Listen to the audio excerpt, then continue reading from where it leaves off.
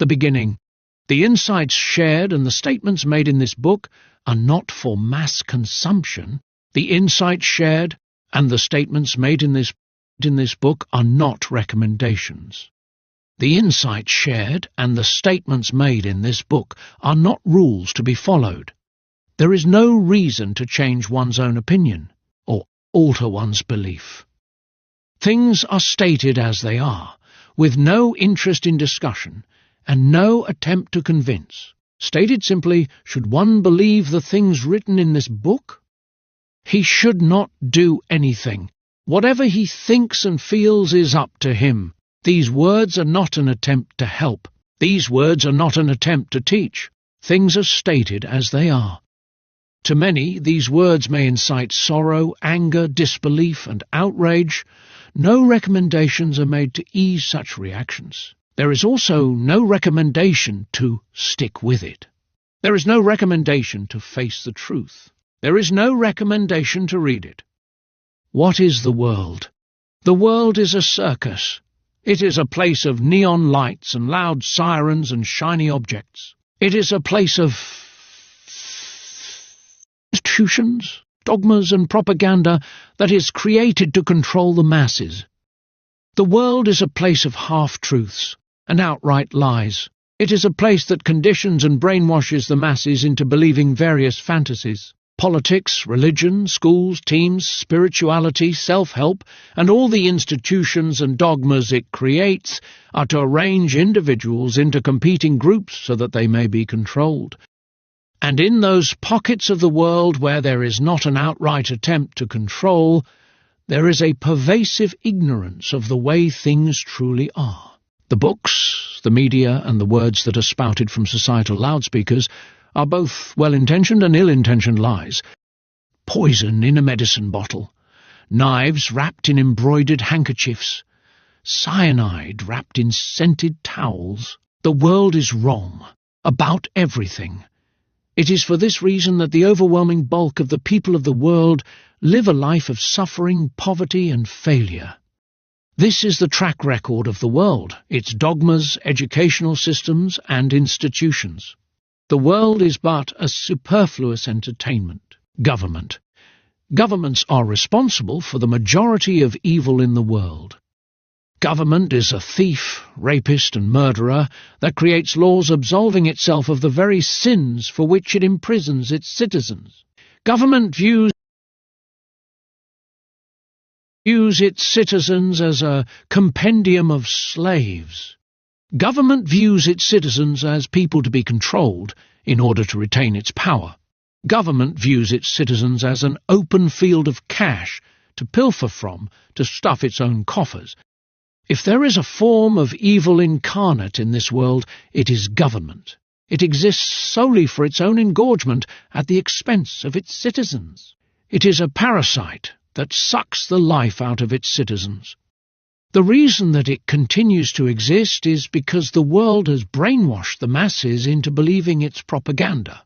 The trick lies in creating various factions, populating each faction with believers, and having the believers of each faction fight against each other, as those in the suits and leather chairs sit back and let the people do their dirty work for them. There is no poison in this world as deadly as government. Religion. Religion is another form of brainwashing. Religion is another form of mass conditioning.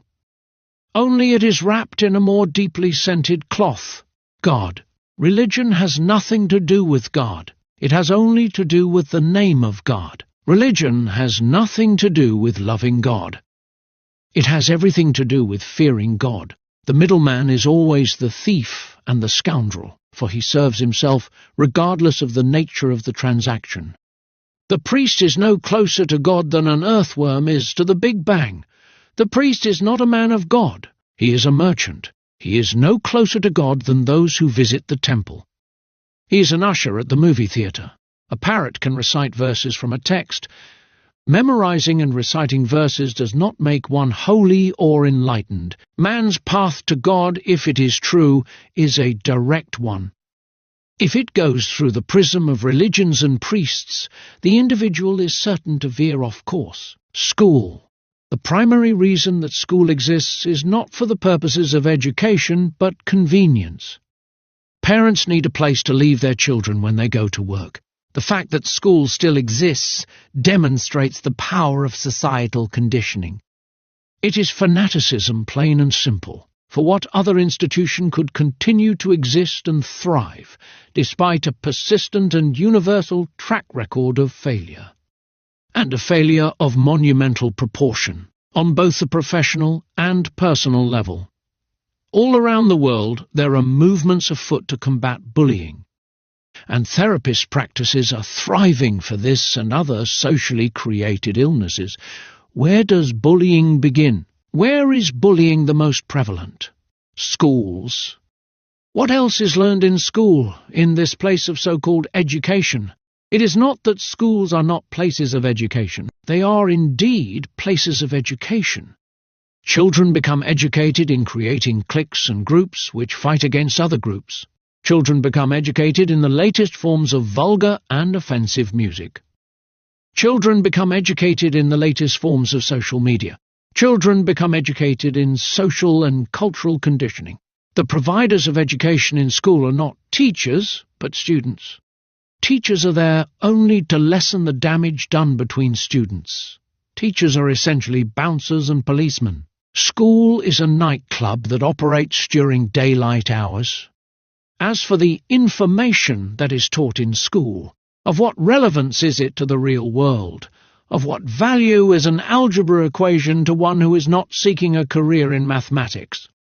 Of what value is it to learn what is a participle to one who is not pursuing a career as an English teacher?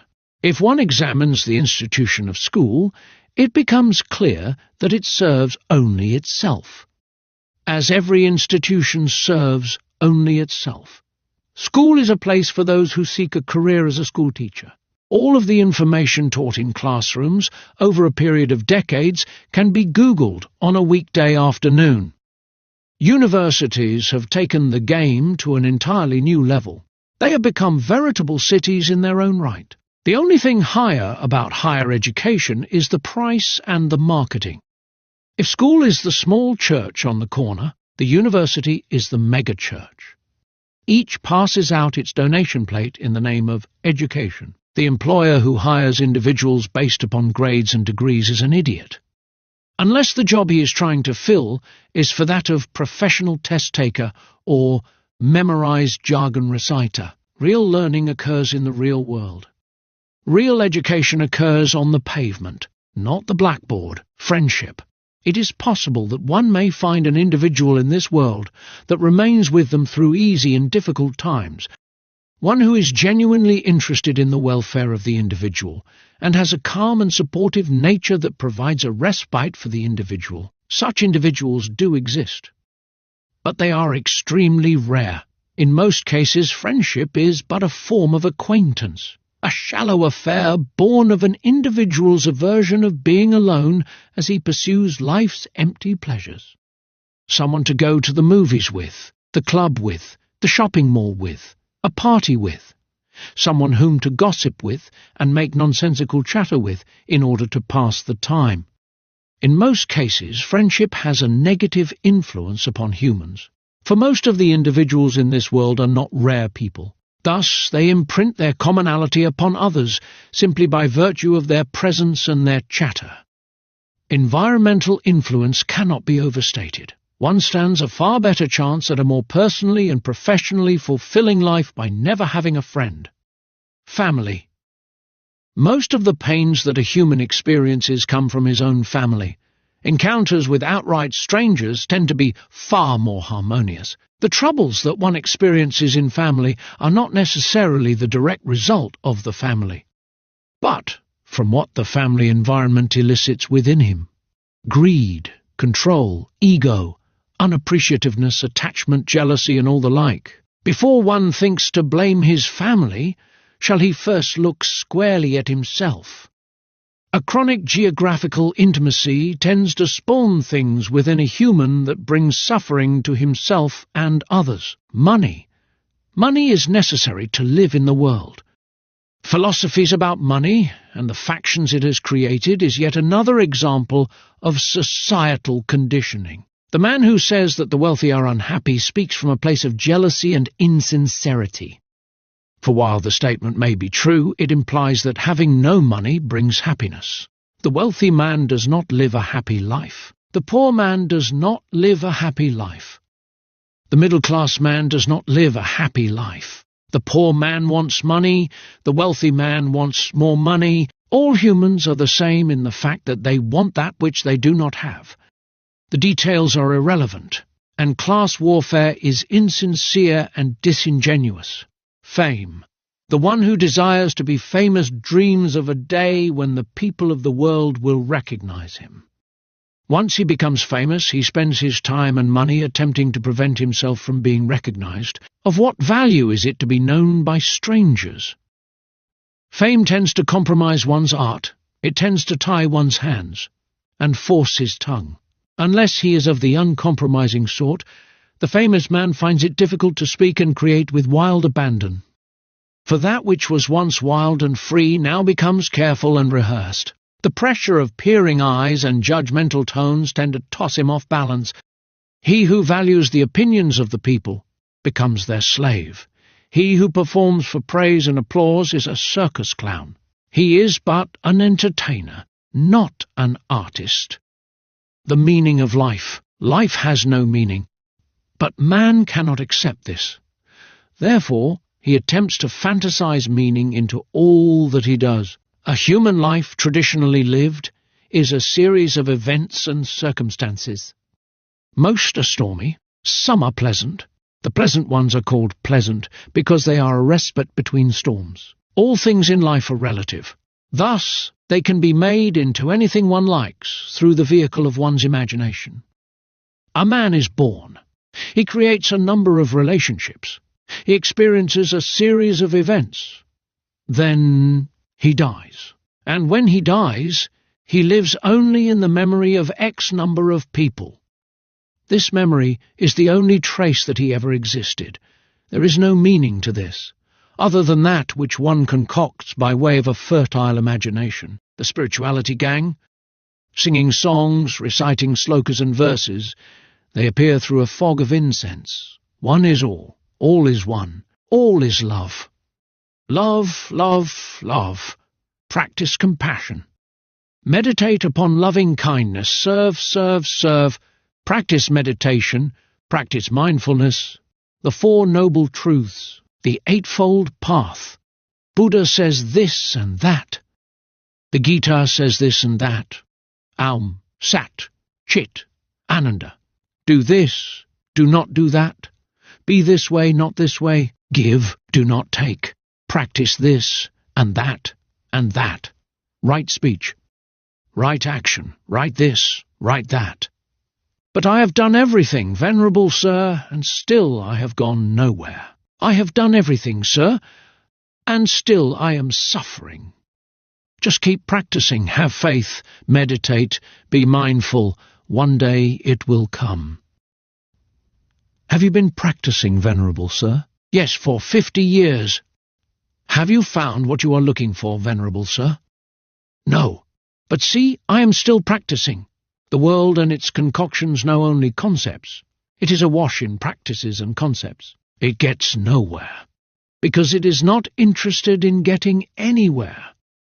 It is only interested in an obeisance to concepts. The Buddha did not become enlightened through meditation. If he had, then he would have become enlightened during the years of day-long meditation under the tutelage of the ascetics, whom, upon realizing their complete inefficacy, he wisely walked away from. Concepts, concepts, concepts, pretty quotes, stately practices, all of which serve only themselves. Buddha wanted results, so he went out and got them. Those who truly achieved something in the world of spirituality did so by forging their own path, not by following nonsensical practices and concepts. The things that come to a man come by way of sincerity and seriousness, not by faith in middlemen and their nonsensical prescriptive practices and pie-in-the-sky concepts. changing the world. He who seeks to change the world knows nothing of the world. He is enamoured by his own sense of ego, not because a human cannot do grand and magnificent things, but because he seeks to imprint his name upon the world. The attempt to influence others is a heavy-handed and self-serving pursuit.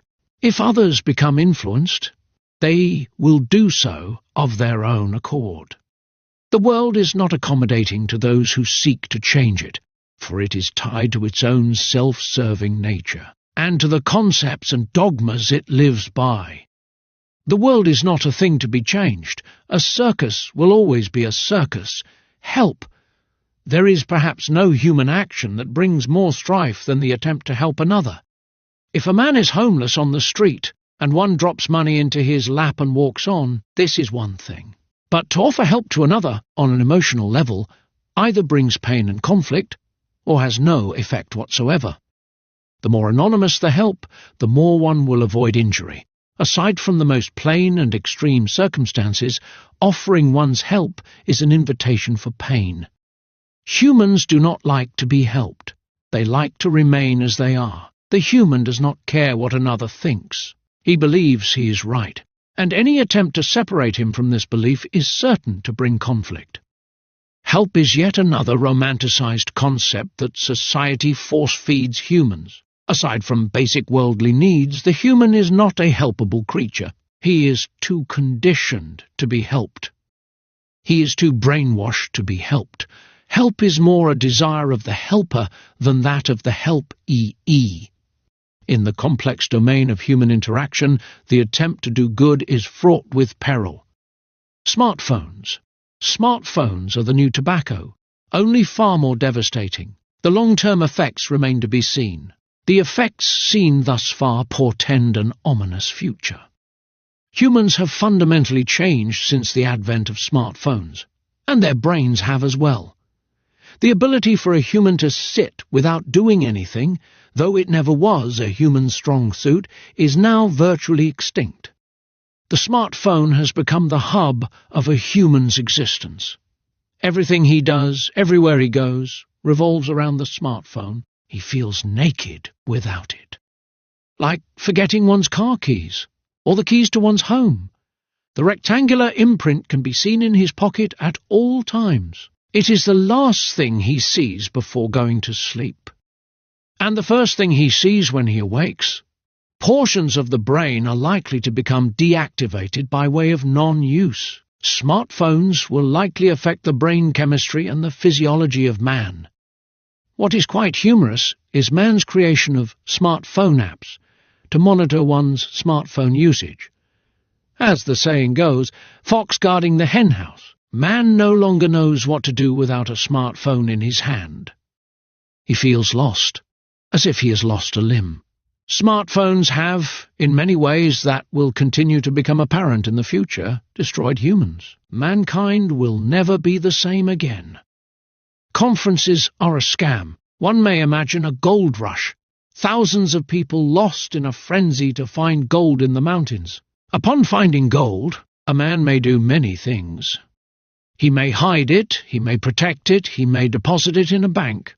One thing that he certainly would not do is hold a conference to reveal where the gold is. Conferences are leftovers at dinner, served in the following day's lunch buffet. It is bits and pieces of things, not the true thing. Why would any one speaker, author, or presenter reveal the keys to the kingdom to an audience of strangers? Typically, such people have no keys to any kingdom. They simply like to speak of trite and empty tidbits for applause, recognition, and a check. Most authors, speakers, and presenters have found nothing monumental or groundbreaking. They are simply on a speaker circuit, giving rehearsed speeches with a joke inserted every 2.7 minutes. They are essentially show ponies. There are a small few who have accomplished a great deal, and they give bits of actionable advice and prescriptions and portions of a multi-year journey that makes for a nice story but has no practical relevance. Doing what an accomplished man says does not create an accomplished man. Conferences are yet another forum for socialization, and a way for people to take vacations from their humdrum existence. They are little more than socialization with a lanyard. Children. This generation of children have been born at perhaps the most inopportune time in the history of human civilization. Primarily due to the smartphone, children will likely not develop neurologically as they have before, entirely because of smartphones. Technology, while it has added numerous welcome conveniences to human life, has largely derailed the human organism. It has interfered with its natural biological evolution by disrupting its internal ecosystem. It is often said that today's children are very smart. This statement is often made in the context of children's ability to become proficient in technology. Proficiency at smartphones does not make for intelligence, it makes for addiction, evolutionarily and developmentally. Today's children are the beginning of generations of the dullest children ever to walk the face of the earth. The most promising environment for a child. It can by no means be stated with certainty. But perhaps the best opportunity to create an ideal child would be had by a parent with a particular nature, who raised his child on a sparsely inhabited island. Far from societal influence, the nature of the parent would need to be calm and wise, with a heart that cared infinitely more for the child than for himself. Such a thing could backfire, as all things in life can backfire. There are never any guarantees. But the damage of environmental and social influence is so damaging that a human never overcomes it. Never. A man only gets one opportunity at raising a child, for childhood only comes along once, and once the child reaches a certain age, he is in many ways gone forever. Innocence. Innocence is what the world takes first from a human. He loses it because of those around him. He loses it because of the world that he sees. Those around him rarely have ill intention, but they are so conditioned that they cannot help but to contribute to a loss of innocence. A man who becomes worldly is a man who subscribes to its ways. In doing so, he walks away from his own nature. A child who remains a child to his parent, and who forever looks upon the parent in the same way he did as a child, retains a portion of his innocence. One who harbours a mistrust of that which is foreign to him, one who does not follow the people of the world, one who values his instincts more than he values the world's advice, one who maintains a healthy respect for those who brought him into this world. Such an individual retains portions of his innocence, and this will forever serve him well. The mental health fiasco. Psychiatrists have become psychopharmacologists. Psychologists cannot cure anything. Practitioners are not completely useless. There are instances, particularly in times of emergency, in which they can provide benefit. But in essence, the entire mental health field is a farce. The reason for this is that mental health practitioners do not have the ability to view a human that walks through their door as something other than a patient. The moment that a human is viewed as a patient, the human cannot be truly seen. Medical charts provide benefit and convenience for medical professionals. They are an insult to the human. It is like etching one's every move in stone. If a mental health practitioner truly wanted to help a human being, he would develop the ability to see him as a human, and never create a chart. Humans are not hungry to be diagnosed. They are hungry to be listened to, without diagnostic criteria, without psychologizing, without idiotic techniques and coping mechanisms and strategies and behavioral recommendations, without the hint or shadow of judgment. Mental health professionals will never do such a thing, because they are trained to diagnose, to prescribe, to recommend, and to treat, not to listen. Art in the world. That which rises to the level of art will be ignored in the world. That which is shallow and commercial will be embraced in the world. Garbage sells, and sells well. A film that is nuanced and dissects the fundament of the human experience will struggle to be made, and struggle more at the box office. A film that displays pyrotechnics, car chases, special effects and shallow comedic one-liners spoken by a movie star will sell in the hundreds of millions. The same goes for books, and for all forms of creative endeavour. The reason that garbage sells is because the humans of the world seek garbage. They seek garbage because they are conditioned to seek garbage. A movie theatre has X number of movies. They are all garbage. A man then only has two choices. Watch one of them, or stop going to movie theatres. Art has no place in this world. For humans have been conditioned into blindness. Thus they cannot see it, and if they cannot see it, they do not deserve it. The masses deserve the garbage they have been conditioned to seek. Rare people are rare, but they do exist, and their rarity is a manifestation of the divine shining through them. Some are rare in their drive, and their ability to accomplish rare feats.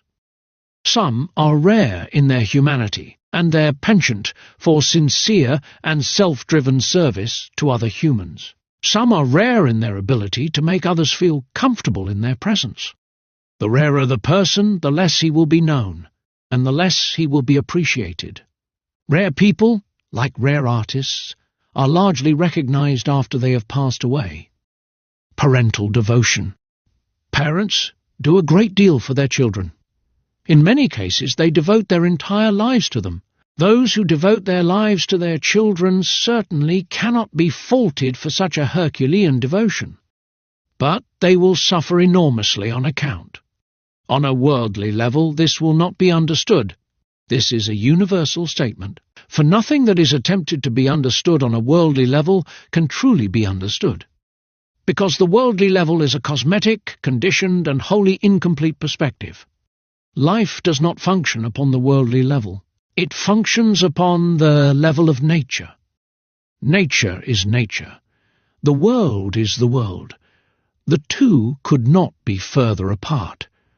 Much of what humans call love is attachment. This is stated quite conservatively. For in most cases, virtually all of what one calls love is attachment.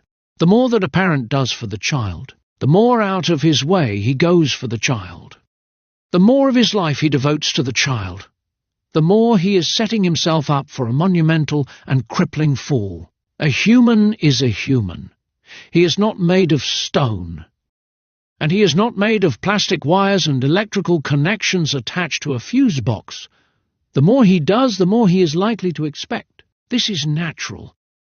And when the child does not reciprocate, he will be sorely disappointed. It is not foolish to devote one's life to their child. It is a lack of understanding, an understanding of why the devotion is taking place, and what the devotion truly is. In almost all cases, the parent who devotes his entire life to his child will destroy his own life. The preservation of creativity. What siphons creativity directly from one's soul is the desire for it to be liked. This is the downfall of the artist, and reduces him to a practitioner. The people of the world are in demand. Their praise tends to be valued and sought after. The moment a person attempts to be creative for the purposes of public acclaim, he loses a large portion of his creativity at that very instant. Bestseller lists are an abomination. Competitiveness is a disease. The world is not full of artists. It is full of hacks. Humans jumping through hoops and balancing a beach ball on their nose for attention. Walk into a large bookstore, and there may be 3 books that are true art. The rest are written in order to satisfy a 3-book contract with a publisher, or so that one can call himself a published author, or a desperate and salivating attempt to get people to buy their books.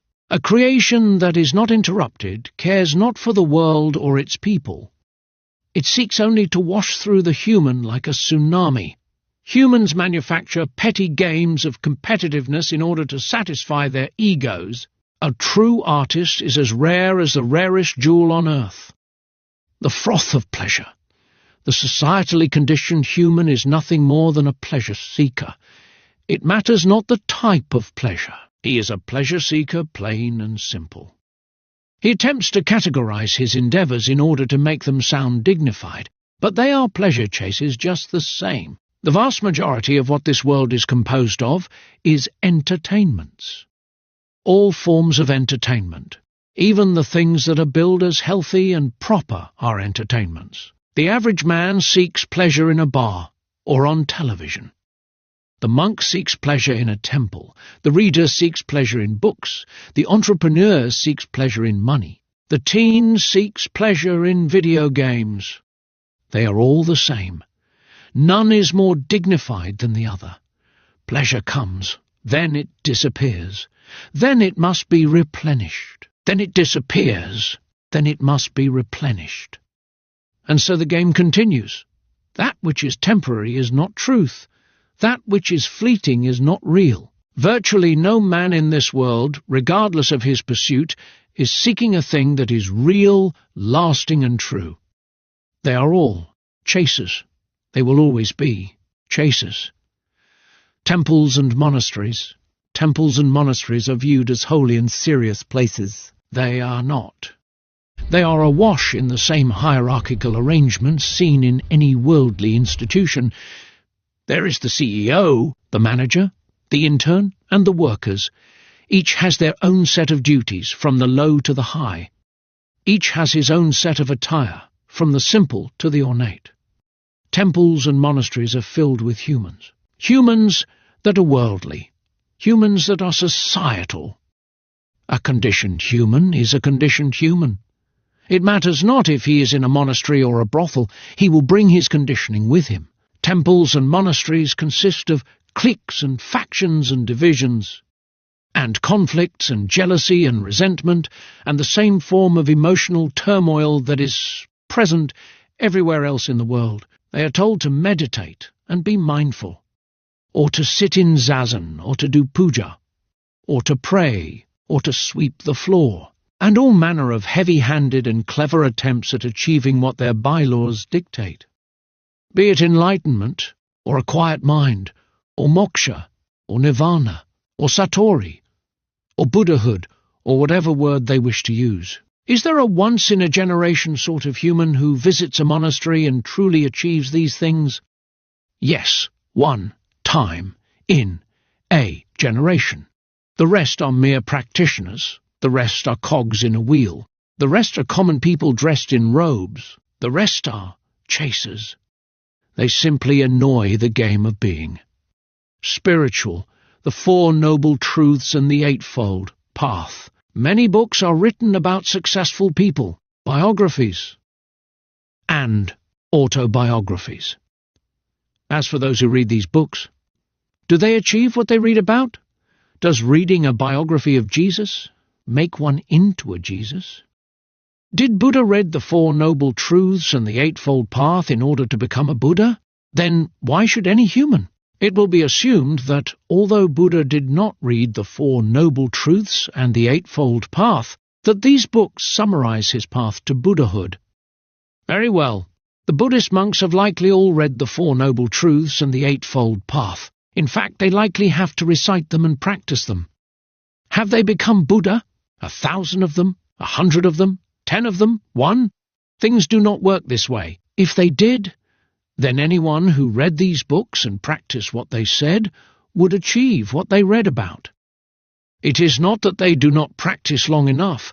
Monks have been practicing all their lives. It is that things do not work this way. Like all things in this world, it is a lie. It is a farce. It is a pretty and seemingly logical tale sold to the people of the world. Siddhartha Gautama became a Buddha because of his intense devotion, sincerity, and seriousness. Not because of any practice, and certainly not because of any silly book, The Complexity of Human Relations. In almost all cases, relationships are things that humans are desperately attempting to hold together. By way of reasoning, by way of apology, by way of compromise, by way of gifting, by way of submissiveness, by way of denial. The closer the relation, the more this tends to be so. What humans experience in their relations is largely universal. Only the details differ, given the universality of the experience across all cultures. It may be considered that humans were not meant to live and thrive in the setting of human relations. Each human is raised in a particular environment. He has a particular form of conditioning. particular beliefs, particular opinions, particular goals, a particular personality DNA, a particular nature. When placed together with other humans who each have their own unique peculiarities and conditionings, harmony tends to be an exceedingly difficult thing to achieve. It is bound to be a life of stops and starts, and clashes, and commotions, and disagreements. Yet because the human dislikes being alone, he will utilize every tool in his arsenal to perpetuate the relation, so long as he desires to do so. Human relationship is perhaps an unnatural thing which humans attempt to wish into existence. Prescriptions. Prescriptions are how-tos, methods, techniques, hacks. 5 ways to become happy. 7 ways to achieve 10th. 10 ways to achieve Y. The world is drowning in how-to. Aside from the most basic and mechanical things, prescriptions do not work. There is no how. He who focuses upon the how never achieves the what. It is one of the greatest myths in the history of the world. Everyone has fallen for it. No one has been spared. Prescriptions are for those who seek to chase forever. The world and its experts and minions and institutions in every field, discipline and domain peddle prescriptions. This is all they have. From spirituality to self-help. From success to motivation to religion to personal and professional advancement. Prescriptions are the only thing the world can offer. This is why only an exquisite few become elite in any field. The things that one does greatest are the things he knows not how he does them. Self-help does not help. The field of self-help and self-development is as mired in empty fluff as the field of spirituality. Do this and you will become that. Do that and you will become this. Take a deep breath. Wait 5 seconds before you respond. Start a gratitude journal. Say this, don't say that. Speak like this, not that. Practice this 5 times a day. Do this and that when the sun comes up. Tap your head twice and howl at the moon. It is all empty, juvenile nonsense. No one achieves things in this way. And those who happen to do X and Y did so from an inner compass. Not because some idiot author or self-help book told them to do it. And if they did it because of some book, it was bound to be short-lived and ineffective. The entire foundation of self-help is based upon false notions, that if you do X and Y you will be happy, healthy, wealthy, prosperous, successful and so forth. That if you do A, B and C, you will become a good father, husband, friend and associate. If such things actually worked, then why would there need to be 10,000 additional books published on the same topic year after year? Decade after decade, century after century? Human beings have no clue as to how things actually work in a human life. Human beings have no clue as to how things actually work within a human being. Human beings have no clue as to how things actually work within the human mind. Experts know only empty fluff. They know only things that sound nice. They do not know that which is real and true. Charity. What is charity? Giving. Giving to whom? Giving to one in need. Thus, if charity is giving to one in need, then the one who is in need should be given to directly. Is a charitable organization in need? Is a charitable institution in need? Is the organization and institution going hungry in the street? If an organization and institution has enough time, staff and money to create annual statements, prospectuses and full-color pie charts, it is robbing from those it professes to serve. Charitable organizations and institutions are like religious institutions. In the former, only a portion of the money goes to the one in need. In the latter, none of it goes to God. The middleman is almost always a scam. Everything is a scam. Everything in this world is a scam, no matter how lofty it sounds. No matter how touching the story, no matter how vivid the brochure, if the world is trying to get one to do something or buy something, it is a scam. Why would anyone need another human to do something or buy something? If the thing was truly great, then the one who is peddling it would save it for himself, and if he wished to make it available to the people of the world, then he would do so. But there would be no need on his part, for he would be satisfied by what the thing gave him. He would only have a need if the thing did not give him what he himself needed. Then he would need for others to buy it. Thus it is a trick and a scam. The world has very little, if anything, that is lasting and valuable. Therefore its only option is to peddle and scheme and trick and cajole and arm twist and lie and steal. Everything in this world is a scam. Humans waste their lives. If a human placed video cameras in every corner of his house, then watched the footage on a weekly basis, nothing more would need to be said. He would not need to read anything, or hear anything, or listen to anything or anyone. It would all be there, plain to see. What does a human do in a given day? Of what value and significance is his domestic existence? He spends his time watching people play make-believe on a television screen. They cry fake tears as he cries real ones. He spends his time complaining about politics. He spends his time scrolling through smartphones, cat videos, jokes, and nonsense. He may spend part of the day making money in order to feed his family. And this is noble and necessary. But what does he do with the rest of his time? He is so conditioned, he will even react to the previous statement by thinking that he should be doing this and that.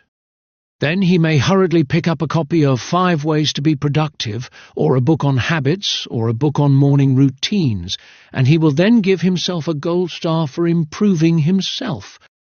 It is not better to do this or that. His life is in his own hands, not in the hands of some idiotic author who tells him what he should and should not be doing. And if he feels that watching television, gossiping and scrolling through cat videos is not a waste of life, it is his prerogative to do so. This does not mean that he is not wasting his life. He most certainly is. But there is no one that can force him out of this behaviour. If he realizes it for himself, so be it. If he does not, so be it. Should and should not. The world and its people are a slave to should and should not. You should do 10th, you should do Y, you should not do A, you should not do B. Humans do not respond to should. Either they resent it, or they are brainwashed into it. Truth lies in living according to one's own instincts, and according to one's own internal direction, based upon what resonates with him most. If he believes that what resonates with him most is drugs and alcohol, then perhaps it is best to throw him into a cage or a prison until this fever leaves him. For murder, drugs, alcohol, theft, and any such overt action that destroys the lives of other human beings cannot be tolerated. No one has the right to destroy the life of another. Aside from such violence and destruction, a man has the right to be free. In fact, it is life's greatest and ultimate possibility. Forcing humans to do something or believe something against their will is a form of violence. There is no should and should not. Holidays. What is Christmas? Christmas is a day created to celebrate the birth of Jesus Christ. Religion is a farce. The words of Jesus Christ are not. The words attributed to him are the words of a man who understood the truth. If he indeed existed, he was a master. If Christmas is a day created to celebrate the birth of such a master, why is he not remembered on this day? Why is this not a day of quiet remembrance and a revisitation of the truths that he spoke? Why the gifts? Why the parties? Are the gifts photos of Jesus? Are the parties a celebration of Christ's words? Humans create celebrations in the name of holy and lofty things, in order to give themselves an excuse to take time off work and frolic and socialize. Disingenuousness is the order of the day in this world. It is all parties and charades. What is a new year? Does the sun appear different when it arises on January 1? Do the winds blow in an entirely different direction? Does gravity begin to work sideways? Does the jet stream reverse course? Humans concoct concepts and notions as an excuse to throw parties, in order to anesthetize themselves from their empty and unexamined lives. The masses are placed at the center of society. Society caters to them and serves them. It does not value them. It creates them for its own purpose, in the same way that politicians give handouts in order to create a captive herd of loyal voters. All of the information that is spouted in this world is aimed at the masses. It is dumbed down, watered down, and handed down. Every author, every speaker, every expert, every priest, every pundit, every man alive who wants to say something or write something has the masses in mind. He wants the largest possible audience. He wants the most people to get it. He wants the most people to do it. This being the goal, the message has to be stripped of all complexity, of all depth, of all nuance, and of all truth, leaving only a shell of a message. The one who wants the truth is completely alone in this world. No one caters to him. No one serves him. The world has no place for him. It has nothing to offer him. The one who seeks the truth about any topic, any discipline, any pursuit must fend for himself. For the world is composed of the masses, for the masses. It is twice-washed lies and regurgitated jargon recycled through books and media and dispensed throughout the continents. The world is a brainwashing machine aimed at the brainwash-able. In a true world, the masses would be shunned rather than catered to. Those who sought reality, truth, and genuine things would be placed at the centre. Thus the messengers would disappear by the millions, leaving only one who speaks the truth to speak it just as it is, without dilution or dumbing. And the masses, if they had an ounce of dignity within them, may be inspired to seek reality, truth, and genuine things. Parents, children, and love. When the child is young, he longs for the parent. When the child has grown, the parent longs for the child. When the child is young, the parent tends to be infused with a sense of ego and superiority which comes from being needed. This is neither intentional nor necessarily even conscious. It is in many ways a feature of human nature. The majority of parents in the world do everything in their power to give the child everything it needs. And also, by way of human nature, expectation begins to grow within them. The spiritualists and the self-helpists will spout, "Do not have expectation. Such idiocy can only be spouted by idiots." As if expectation is a switch that one can turn on and off. Truth lies in learning the way things work, not in what and what not to do. Will the child, throughout his life, love the parent as much as the parent loves the child? This cannot be predicted for every human being, for there are indeed humans who turn out to be the most compassionate and loving children that anyone could imagine. But it can be said that in many, if not most cases, the answer to this question is no. In most cases, the parent will love the child more than the child loves the parent. In general, children tend to be unappreciative, somewhat dismissive, and more attracted to their social circles than to their parents. Social circles are in virtually all cases the downfall of a child. Much of a parent's life is lived in remembrance and guilt. Once a child turns a certain age, the parent in many ways loses him forever. Why is the word love placed in quotations? Because most of what humans refer to as love is attachment, the truth. Why tell it like it is? Is it because the people of the world deserve to know? No. A person deserves not out of birthright. He deserves based upon the sincerity of his desire. There arises a desire to tell it like it is, because I find nothing more gratifying than the truth. It is the only real thing. It is the only genuine thing. It is the only untainted thing. Should one seek the truth? There is no should. If someone asks me if I recommend that they seek the truth, I say no. For if his journey is based upon a recommendation, the journey did not arise from his bones. If it does not arise from his bones, it is but a prescription. And when the stormy seas arrive, he will drown. If one is moved to seek the truth, he may. If he is not, he does not have to. Truth is not spiritual. It is an insult to the truth to call it spiritual. Spirituality is a fabricated concept. It does not rain because the sky randomly wishes to drop rain. It rains when the atmospheric conditions are ripe for it to rain. When they are ripe, rain falls. When they are not, rain does not fall. There is nothing spiritual about this. To call it spiritual is to diminish its legitimacy and overt reality. It is practical and real and genuine. The truth is the only thing that works, and works consistently, because the truth is the only thing there is.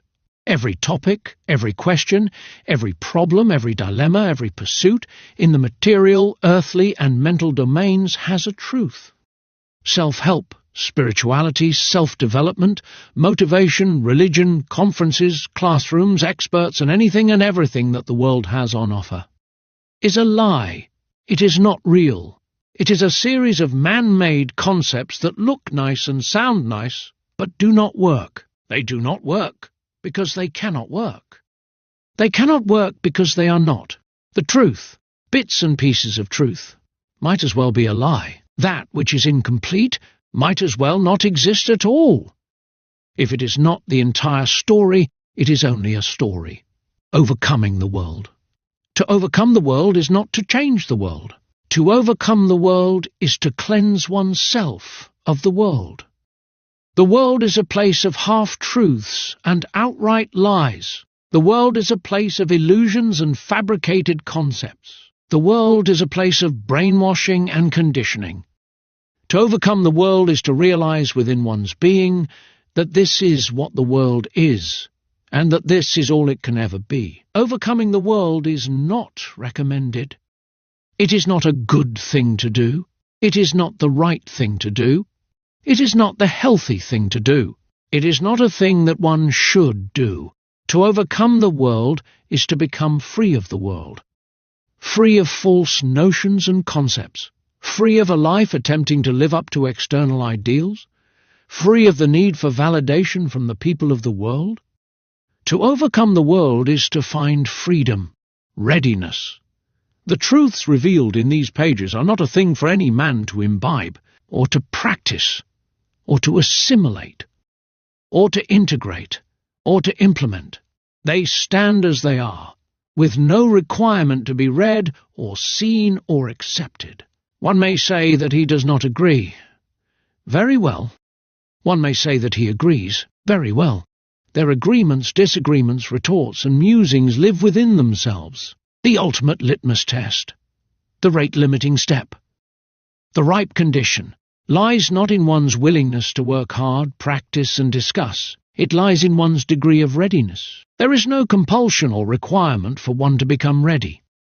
The truth may be beautiful, but it is rarely pretty. What is outright disgusting is the world's habit of forcing things upon people, and recommending that they do this or that. The world and its experts treat the human as a brainless invalid, who needs to be cajoled and prescribed to and instructed in every aspect of his life. To force a human against his will is not only an affront against his humanity, it demonstrates a profound ignorance about the nature and function of the human mind. It is one's natural state of readiness that will dictate the degree to which he is capable of opening his heart to truth.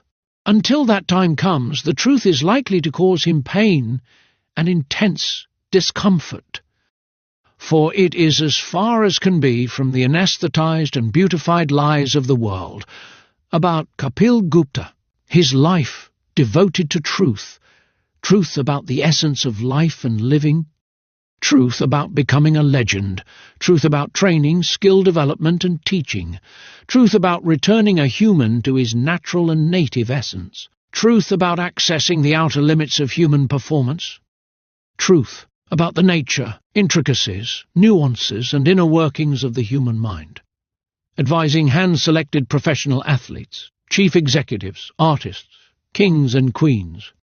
Website www.kapilguptamd.com. Twitter, kapilguptamd. Email, kapil@kapilguptamd.com. Books, Atmamun, The Path to Achieving the Bliss of the Himalayan Swamis, and the Freedom of a Living God. A Master's Secret Whispers for those who abhor the noise and seek the truth about life and living. Direct truth, uncompromising, non-prescriptive truths to the enduring questions of life. Wisdom for a King. The first 2 titles are available on Amazon in digital and paperback. Wisdom for a King is available in digital form at kapilgupta.podia.com. Additional offerings. Direct Truth Podcasts. Available here, kapilgupta.podia.com/. The Private Discourses monthly subscription of writings discussing the truth on various topics related to life, mind, craft. The secret writings, the truth revealed about a particular topic. The list of secret writings may be found by scrolling through my Twitter account and also on the website. Applications for each secret writing may be made to kapilgupta.com. Those accepted are notified. The most in-depth, advanced and detailed writings offered anywhere in the world are 1. The Siddha Arrivals, refer to website and Twitter page 2, another series of writings that are occasionally revealed and offered on Twitter page. The secret writings, Siddha Arrivals and the other series of writings are published on the Twitter page as they are released. One will need to scroll through the Twitter page timeline if he wishes to see the various titles. The website does not contain most of the titles. It may in the future, it may not. Many of the titles have not been revealed to the world.